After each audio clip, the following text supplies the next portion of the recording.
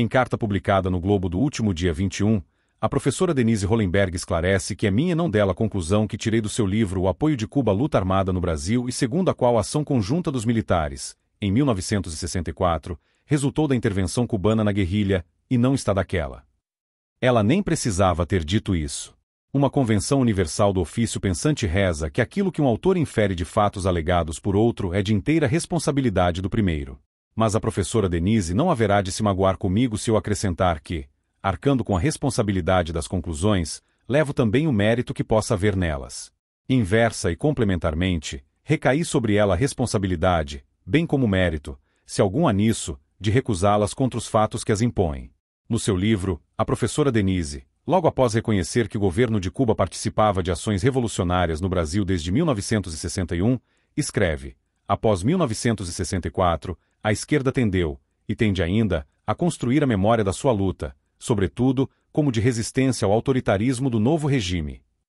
No entanto, a interpretação da luta armada como essencialmente de resistência deixa sombra aspectos centrais da experiência nos embates travados pelos movimentos sociais de esquerda no período anterior a 1964. Traduzido do peculiar idioma universitário nacional, o único, no mundo, em que ambiguidade é sinônimo de rigor, que significa esse parágrafo senão que a esquerda brasileira, com a ajuda de Cuba, tentava conquistar o poder por via armada desde 3 anos antes do golpe militar e que, depois dele, passou a usar o novo regime como pretexto retroativo para alegar que fora compelida ao uso das armas, a contragosto, com lágrimas de piedade nos olhos, pela supressão autoritária de seus meios.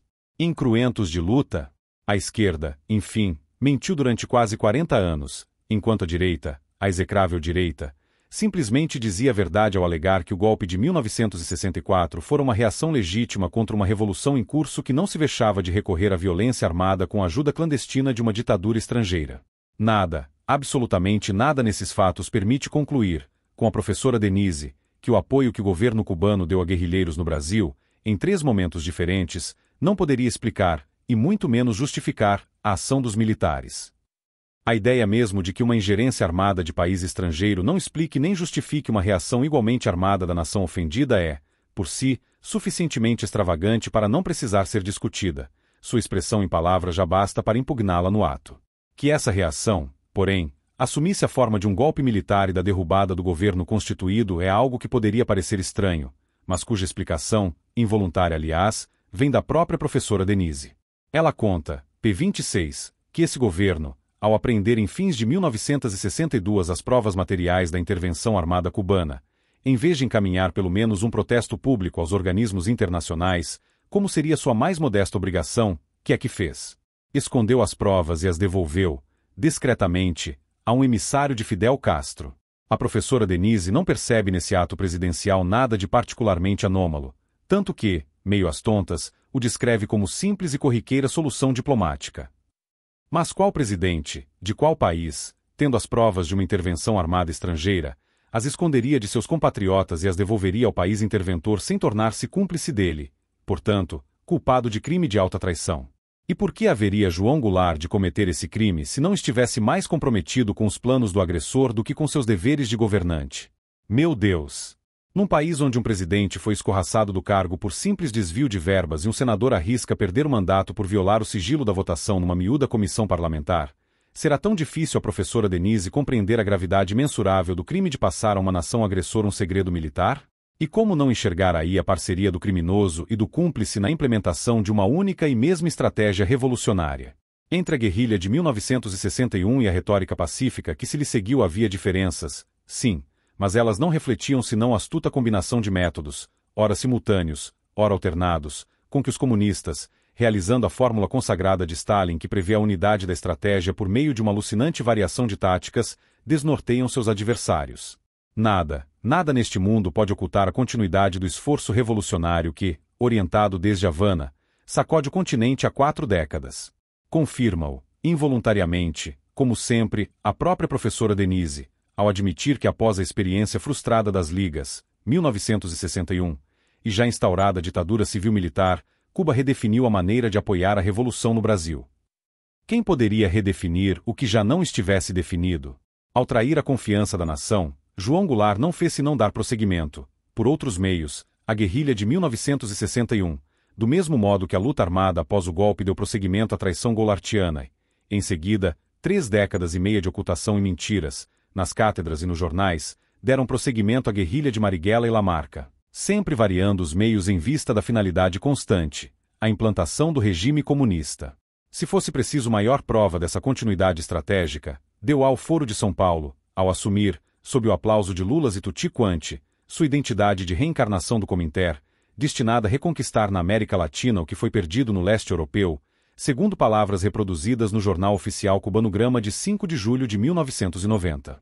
É evidente que a professora Denise, sabendo disso, não poderia dizê-lo nesses termos sem arriscar seu emprego no meio universitário comprometido, até a goela, com a sustentação da mentira. Por isso ela o disse com meias palavras. É compreensível que ela se irrite quando alguém o traduz para palavras inteiras.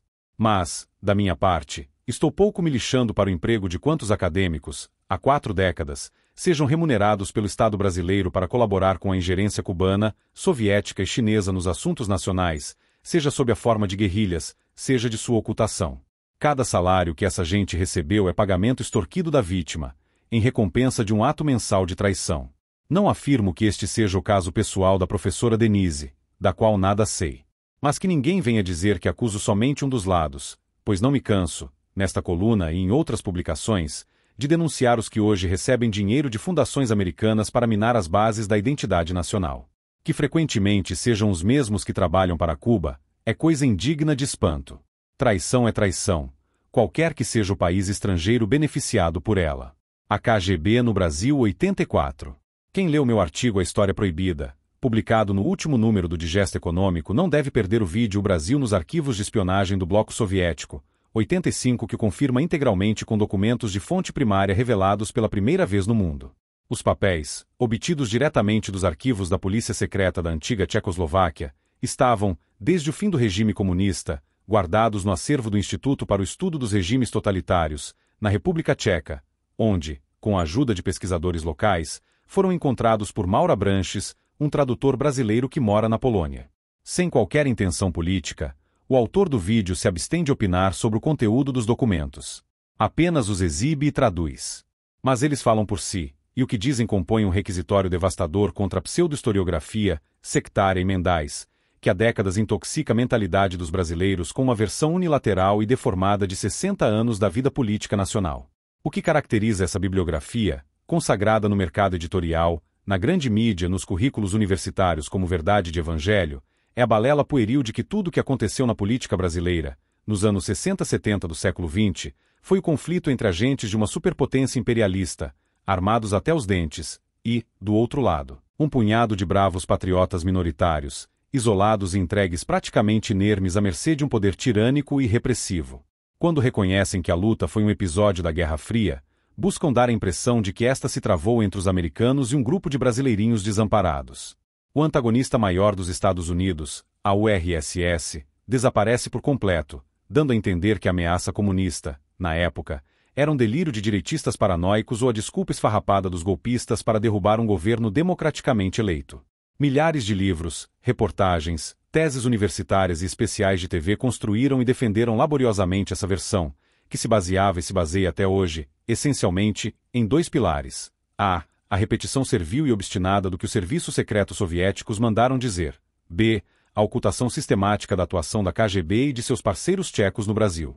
Complementarmente, o papel dos Estados Unidos na produção dos acontecimentos aparece monstruosamente ampliado, a despeito do fato de que na época nem mesmo o chefe da KGB no Brasil, Ladislav Bichman, sabia de qualquer agente da CIA lotado no país e até hoje nenhum nome de espião americano comprovadamente associado ao planejamento do golpe de 1964 jamais apareceu.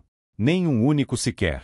Em 1985 Bichman publicou o livro de memórias de KGB em Die Sowjet Desinformation, 86, no qual confessava que a história da participação americana na derrubada de João Goulart fora inteiramente inventada pelos seus subordinados, na base de documentos forjados. A Operação Thomas Mann ou Operação Toro, como a chamaram seus criadores, ditou os termos em que a história do golpe deveria ser escrita. Até jornalistas do calibre de um Otto Maria Carpial ajudaram a impingi-la ao público. E ainda hoje a vontade de Moscou é obedecida sem discussões por milhares de jornalistas, historiadores e professores neste país. Não há talvez, na história do mundo, exemplo similar de tão duradoura fidelidade residual às ordens de um regime extinto. Desde 2001 insisto que entrevistar Bittman seria o dever estrito de qualquer historiador ou jornalista que desejasse contar com honestidade a história de 1964. Mas, é claro, fui sempre recebido com silêncio desdenhoso. A hipótese, então, de investigar mais amplamente nos arquivos soviéticos a penetração da KGB no Brasil, essa era repelida como um verdadeiro crime de lesa pátria. Mas agora não se trata só da palavra de um agente secreto aposentado ou do clamor de um articulista maluco. São centenas de páginas de um acordo oficial assinado no início dos anos 60 entre a KGB e o Serviço Secreto Tcheco, STB, para operações no Terceiro Mundo, incluindo o Brasil. A conclusão é incontornável. Enquanto a ação dos serviços secretos americanos nas altas esferas da vida nacional primava pela rarefação ou pela completa ausência, a KGB-STB estava infiltrada e atuante em todos os escalões do poder, incluindo-se aí ministérios, empresas estatais e forças armadas, instituições científicas e educacionais, e, é claro, a grande mídia. A ameaça comunista nunca foi um pesadelo de malucos ou uma teoria da conspiração, mas sim uma presença intrusiva e avassaladora, o mais profundo golpe já desferido na soberania nacional. Os documentos trazem, junto com o plano, um extenso relato das operações já em curso de realização, com os nomes das entidades infiltradas, das ações aí empreendidas e, melhor que tudo, dos agentes encarregados. O professor Abranches, com muita razão, pede que esses nomes não sejam ainda denunciados, por ser impossível distinguir, num primeiro momento, quais deles são de agentes profissionais e quais os de pessoas que foram forçadas a colaborar com a polícia secreta mediante chantagem ou ameaça. Não comentarei, portanto, aqueles que pude ler na tela e reconheci de imediato. Só digo uma coisa, muitos desses velhos servidores de uma potência genocida ainda estão por aí, brilhando nos jornais e nas cátedras, com as caras mais respeitáveis do mundo, ludibriando diariamente o público brasileiro. Não existe ex-KGB, ensina Vladimir Putin.